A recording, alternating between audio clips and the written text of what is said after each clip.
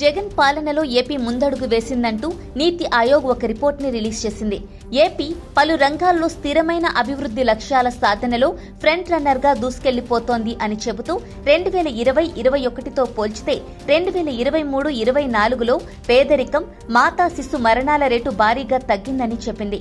అలాగే అందులో ముఖ్యంగా 87.98% నుంచి 96.90% పెరిగిన ఎలిమెంటరీ ఎన్రోల్మెంట్ జరిగిందని, అలాగే 46.84% నుంచి 56.70% పెరిగిన ఉన్నత సెకండరీ ఎన్రోల్మెంట్, స్కూల్స్ లో 91.26% నుంచి 98.80% పెరిగిన త్రాగునీరు, విద్యుత్ సౌకర్యాలు కల్పించినట్లు రిపోర్ట్ ప్రకారం తెలుస్తోంది.